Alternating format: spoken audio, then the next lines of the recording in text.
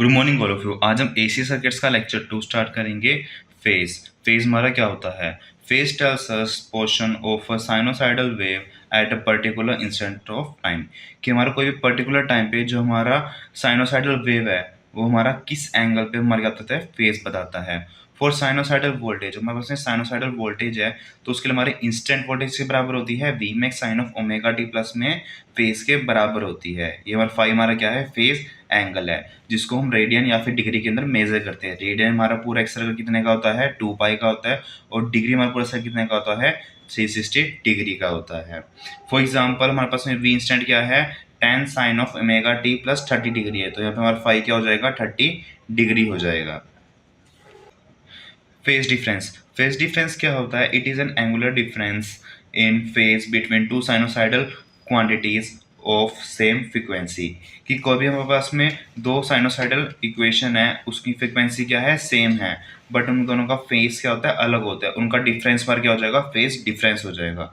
For example हमारे पहले का फेज क्या है, 30 है, दूसरी का फेज है -60 है। तो यहाँ पे हमारे पास में रेफरेंस लाइन ले लेंगे, तो यहाँ से हम क्या करेंगे, 30 पे हमारा यहाँ पे 5 मैग्नीट्यूड की लाइन खींच देंगे जो कि हमारी क्या है, I1 है, और नीचे में कहते हैं 5 मैग्नीट्यूड की लाइन लगा दी जो कि हमारी क्या है, I2 है। ये हमारा 30 डिग्री पे एंगल होगा, हमारे होगा -60 के अंदर होगा। तो हमारा फेज डिफरेंस क्या हो जाएगा, हम क्या करेंगे, इस फेज को इसे माइनस कर देंगे। जो माइनस करें, माइनस माइनस प्लस हो जाएगा, हमारे फेज क्या आ जाएगा, 90 आ जाएगा।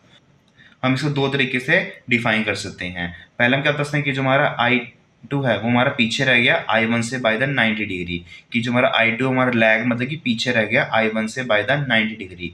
या फिर हम क्या कह सकते हैं, जो कि हमारा I1 है वो हमारा आगे निकल गया I2 से बाय द 90 डिग्री। अब हम डायग्राम की तरफ से समझेंगे कि जो साइनोसाइडल वेव हम कैसे बता सकते हैं कि हमारा लीड कर रहा है, लैग कर रहा है, या फिर पॉजिटिव है फिर नेगेटिव है। फॉर एग्जांपल जो हमारी साइन वेव कहाँ से स्टार्ट होती है, हमारी साइन वेव यहाँ से स्टार्ट होती है। एज एन रेफरेंस हम इसको ये लेते हैं। अगर हम पीछे की ड्रॉ करें तो हमारी क्या होती है, नेगेटिव के अंदर होती है। इट मीन्स अगर हमारा वेव यहाँ से यहाँ से यहाँ से इस पॉइंट से पहले कहीं पे स्टार्ट हुई तो हमारी पॉजिटिव के अंदर होगी। इट मीन्स हमारी वेव क्या निकल गई है, आगे निकल गई है। और जब हमारी वेव पीछे निकलेगी, पीछे की नेगेटिव से स्टार्ट होगी, जो हमारी वेव पीछे निकल जाएगी, लैग करेगी, उस टाइम हमारी क्यू की वैल्यू क्या होगी, नेगेटिव होगी। थीटा हमारे किसके बराबर है, ओमेगा टी के बराबर है। ओमेगा हमारी क्या है, एंगुलर फ्रीक्वेंसी, टी हमारा क्या है, टाइम है। ओमेगा को हम क्या लिख सकते हैं, 2 पाई इंटू फ्रीक्वेंसी की फॉर्म में हम उसको लिख सकते हैं। और यहाँ पे हमारी फ्रीक्वेंसी वैल्यू क्या होती है, 1 में टी होती है। तो यहाँ से हमारी थीटा की वैल्यू क्या हो जाएगी, 2 पाई टी बाय में टाइम पीरियड। फेजर, फेजर क्या होता है, it is a rotating vector that represent a sinusoidal quantity voltage और current having constant magnitude RMS value constant angular speed a phase angle.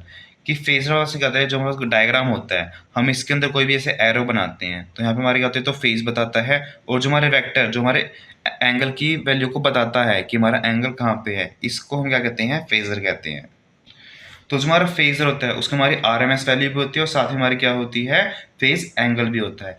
कि हमारे पास कोई भी एक फॉर एग्जांपल एक इक्वेशन है, voltage at a instantaneous voltage हमारी क्या है, V max sine of omega T plus phi है। तो इसके अंदर हमारी फेजर क्या हो जाएगा, वी आर एम एस, और साथ में क्या लिख देंगे, इसका एंगल लिख देंगे। ये हमारा क्या है, फेजर है। फेजर डायग्राम या फिर हम इसको फेज डायग्राम भी कहते हैं। It is graphical representation of two और more phasor drawn with respect to one another. कि हमारा फेज डायग्राम या फिर फेजर डायग्राम क्या होता है, हम जो हमारा फेज होता है उसको हम ग्राफ की फॉर्म में रिप्रेजेंट करते हैं। कोई भी एक हमारा जो फेज होता है उसको एज हम रेफरेंस मान के हम उसके अकॉर्डिंग बाकी फेज को ड्रॉ कर लेते हैं। रूल्स क्या होते हैं, जो हमारा हर एक फेज होता है हमारा एरो की फॉर्म में रिप्रेजेंट होता है। जो हमारी फेज की लेंथ होती है, फॉर एग्जाम्पल आपस में रेफरेंस है, यहाँ से हमने एक फेज ड्रॉ किया, जो हमारी लेंथ होगी ये हमारी क्या बताएगी, हमारे फेज का मैग्नीट्यूड बताएगी, आरएमएस वैल्यू बताएगी, और जो एंगल होगा हमें बताएगा, फेजर एंगल बताएगा। फॉर एग्जाम्पल हमारे पास में एक फेजर है जिसकी आरएमएस वैल्यू क्या है, 10 है, उसका एंगल क्या है, 30 है। तो हम क्या करेंगे, ग्राफ ड्रॉ करके रेफरेंस लेके एक 10 मैग्नीट्यूड की यहाँ पे लाइन को ड्रॉ कर देंगे, जिसका हमारा एंगल क्या होगा, 30 होगा। ये हमारा क्या हो जाएगा, फेज या फिर फेजर डायग्राम हो जाएगा। सिग्निफिकेंस ऑफ फेज डायग्राम, कि जो हमारा फेज डायग्राम है वो हमारा रियल लाइफ के अंदर कहाँ पे यूज होता है।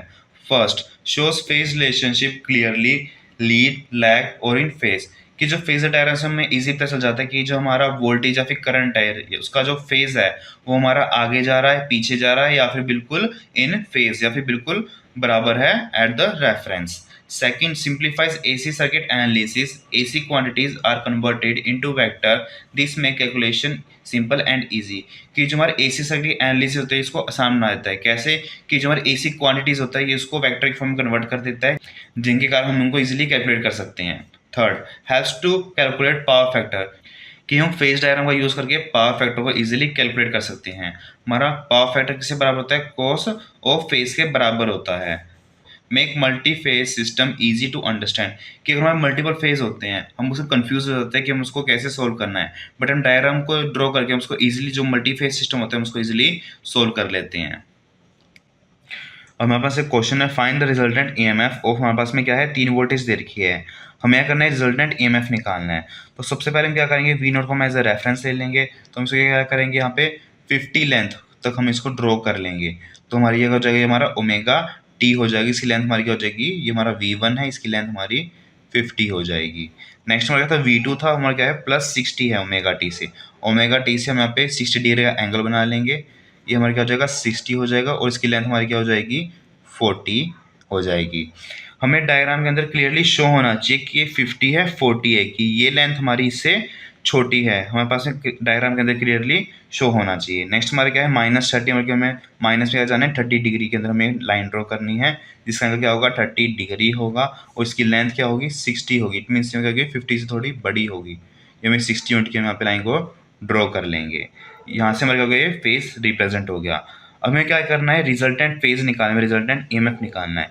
तो सबसे पहले क्या करेंगे? एक्स कंपोनेंट का हम यहाँ पे फाइंड आउट करेंगे। तो हमारा एक्स कंपोनेंट को फाइंड करने के बाद फॉर्मूला क्या होता है?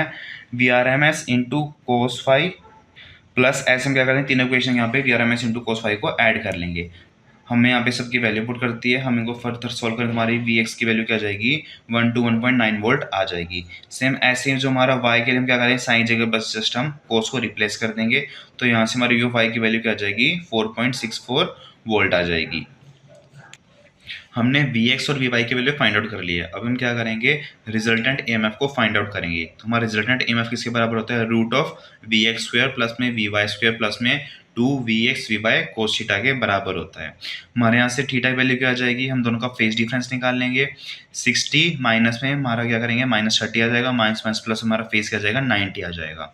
तो यहाँ पे हम यहाँ पे कोस थीटा की वैल्यू को पुट कर देंगे और इन सब की वैल्यू को भी यहाँ पे पुट कर देंगे। कोस 90 हमारे कहते हैं 0 होता है, इट मीन से पूरी वैल्यू हमारी क्या हो जाएगी? 0 हो जाएगी। यहाँ पे हमारे पास में क्या आ जाएगा? 1 to 1.9 का स्क्वायर प्लस में 4.64 का स्क्वायर। इसको हम फर्दर सोल्व करें तो हमारा रिजल्टेंट EMF क्या आ जाएगा? 122 वोल्ट आ जाएगा और हमें यही फाइंड आउट करना था। AC वोल्टेज एंड करंट कि हम लेट करें हमारे पास कोई भी वोल्टेज है at instantaneous time V0 sine of omega T, और हमारे पास में करंट क्या है? I0 sine of omega T plus 5, जहाँ पे हमारा 5 क्या है? फेज डिफरेंस है वोल्टेज और करंट के बीच का। तो यहाँ से हम क्या पता लगा सकते हैं? अगर हमारा फेज 0 के बराबर है इट मीन जो हमारा सर्किट है हमारा क्या है? प्योरली रेजिस्टिव सर्किट है। अगर हमारी 5 की वैल्यू 0 से कम होगी तो हमारा इंडक्टिव सर्किट होगा, करंट हमारा पीछे हो जाएगा। और अगर हमारी 5 की वैल्यू 0 से बड़ी होगी तो हमारा सर्किट कैपेसिटिव सर्किट हो जाएगा और जो करंट क्या हो जाएगा? वो आगे निकल जाएगा वोल्टेज से। नेक्स्ट टॉपिक है रियल पावर। रियल पावर को हम P से रिप्रेजेंट करते हैं, जिसको हम एक्टिव पावर या फिर हम ट्रू पावर भी कहते हैं। It is actual useful power consumed by the load and convert into work और हीट। ये हमारे रियल पावर होते हैं जो कि हमारा कोई भी मशीन या फिर लोड है जो यूज करता है वर्किंग के टाइम पे। लॉस को हटा के जो मेन पावर जो यूज करता है वो हमारी क्या होती है? रियल पावर होती है। इसको हम कैसे फाइंड आउट कर सकते हैं? VRMS IRMS into cos five से हम इसको फाइंड आउट करते हैं। Only due to resistor part of the load. जो हमारा रियल पावर होती है वो हमेशा हमारे किससे? रजिस्टिव पार्ट से हमारी निकलती है। इट मीन जो हमारा रजिस्टिव पार्ट है जितनी पावर कंज्यूम करेगा वो हमारी क्या हो जाएगी? रियल पावर हो जाएगी। इसको हम वोट्स के अंदर मेजर करते हैं। नेक्स्ट है रिएक्टेंस पावर। रिएक्टेंस पावर को हम Q से रिप्रेजेंट करते हैं, ऑल्सो नोन एज वोटलेस पावर। इसको हम वोटलेस पावर भी कहते हैं। It is power that oxalates back and fro between source and reactive element L and C। ये हमारी क्या पावर होती है? जो कि हमारे सोर्स, जो हमारा पावर का सोर्स है और जो हमारे रिएक्टिव एलिमेंट है, जो स्टोरिंग एलिमेंट है इंडक्टर और कैपेसिटर, उनके बीच में जो हमारी पावर आगे पीछे मतलब कि ऑक्सीलेट होती रहती है प्लस माइनस, उसको कहते हैं रिएक्टेंस पावर कहते हैं। It does no real work, only store and release energy. जो हमारी ये एनर्जी होती है, पावर होती है, हमारा कोई भी काम नहीं करती, जस्ट हमारी क्या होती है, स्टोर होती है और रिलीज होती रहती है। इसकी वैल्यू हम कैसे फाइंड आउट कर सकते हैं, V R M S into I R M S into sine five से हम इसको फाइंड आउट कर सकते हैं। इसकी यूनिट हमारी क्या होती है, वी ए आर होती है, वोल्ट एम्पेयर रिएक्टिव। अगर हमारी रिएक्टिव पावर की वैल्यू पॉजिटिव होगी, इट मीन्स हमारा सर्किट क्या होगा, इंडक्टिव होगा। अगर हमारी रिएक्टिव पावर की वैल्यू नेगेटिव होगी तो हमारा सर्किट क्या होगा, कैपेसिटिव होगा। It is product of R M S value of voltage and current whether useful और नॉट। ये हमारे किसके बराबर होता है, वोल्टेज और करंट की आरएमएस वैल्यू के प्रोडक्ट के बराबर होता है। ये हमारी क्या होती है, पूरी पावर होती है, जो हमारी वेस्ट हुई है वो भी, जो हमारी यूज हुई है वो भी। हमारी टोटल पावर जो होती है वो हमारी क्या होती है, एपरेंट पावर यूज होती है। इसकी यूनिट हमारी क्या होती है, वी होती है, वोल्ट एम्पेयर होती है। नेक्स्ट टॉपिक हमारा पावर ट्रायंगल। पावर ट्रायंगल हमारा क्या होता है, हम एक ट्रायंगल फॉर्म इसको रिप्रेजेंट करते हैं, जिसके अंदर हमारा जो हाइपोटेन्यूज होता है हमारा क्या होता है, एपरेंट पावर होता है, जिसका फॉर्मूला क्या होता है, एस इक्वल टू वी आई होता है। जो हमारे परपेंडिकुलर होते हैं हमारे क्या होते हैं, रिएक्टिव पावर होती है हमारी, वोल्टलेस पावर, जिसको हम क्यू से रिप्रेजेंट करते हैं। इसका फॉर्मूला क्या होता है, वी आई साइन पाई होता है। और जो हमारा नीचे क्या होता है, हमारी रियल पावर होती है। रियल पावर जो हमारा एप्लीकेशन रियली में कंज्यूम कर रहा है, उसको हम पी से रिप्रेजेंट करते हैं। इसका फॉर्मूला क्या होता है, वी आई कोस पाई होता है। इसको हम पावर ट्रायंगल क्यों कहते हैं, क्योंकि हमारा S square equal to P square plus में क्यू स्क्वायर होता है, कि जो हमारा एपरेंट पावर का स्क्वायर किससे बराबर होगा, रिएक्टिव पावर और रियल पावर के स्क्वायर के सम के बराबर होगा। नेक्स्ट टॉपिक है पावर फैक्टर, जिसको हम पीएफ भी कहते हैं। It is a ratio of real power and apparent power.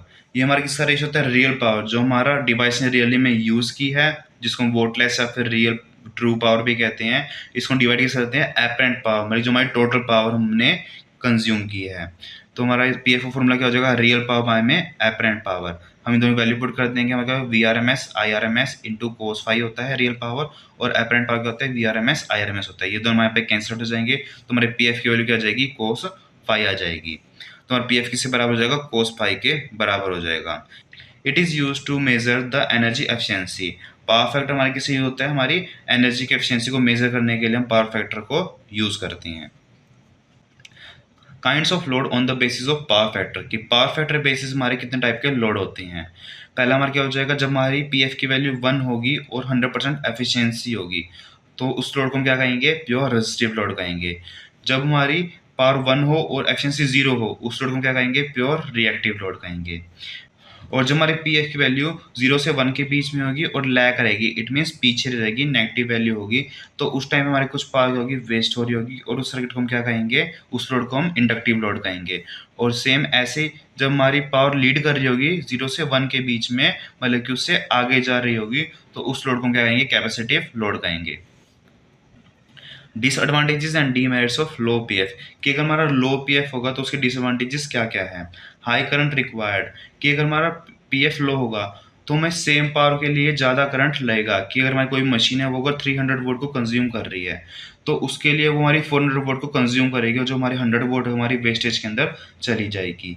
Increases power losses, कि हमारा पीएफ लो होगा तो उसका पावर लॉस भी हो जाएगा, इंक्रीज हो जाएगा, क्योंकि इसके अंदर हमारा क्या हो जाएगा, सेम पावर के लिए करंट ज़्यादा लेगा। ज़्यादा करंट के कारण जो हमारे लॉस का फॉर्मूला क्या होता है, आई स्क्वायर आर होता है। तो अगर हमारा करंट इंक्रीज होगा तो हमारा लॉस भी इंक्रीज होगा, जो कि हमारे हीट की फॉर्म के अंदर रिलीज होता है। थर्ड डिसएडवांटेजेस है लार्ज इक्विपमेंट साइज, कि जो हमारे केबल, ट्रांसफॉर्मेटर और जनरेटर होता है वो हमें हाई कैपेसिटी चाहिए, क्योंकि वो हमारे सेम पावर के लिए क्या करेगा, ज़्यादा करंट को यूज़ करेगा, तो उसके हमें ज़्यादा करंट की कैपेसिटी के पास इक्विपमेंट्स की रिक्वायरमेंट होगी। फोर्थ, पूरा वोल्टेज रेगुलेशन, कि अगर हमारा पीएफ कम होगा तो जो हमारी वोल्टेज है हमारी इजीली क्या कर जाएगी, ड्रॉप कर जाएगी, जैसे कि हम उस पर थोड़ा सा भी लोड दे देंगे, जिससे कारण जो पावर सप्लाई क्या हो जाएगी, हमारी अनस्टेबल हो जाएगी। फिफ्थ, हाई इलेक्ट्रिसिटी कॉस्ट, कि अगर हमारा पीएफ कम है तो हमारा वेस्टेज ज़्यादा होगा, हमें इक्विपमेंट ज़्यादा चाहिए, तो उसके कारण जो हमारी इलेक्ट्रिसिटी कॉस्ट है हमारी क्या हो जाएगी, इंक्रीज हो जाएगी। Thanks for watching. If you have any doubt, you can comment down in the comment box. Thank you.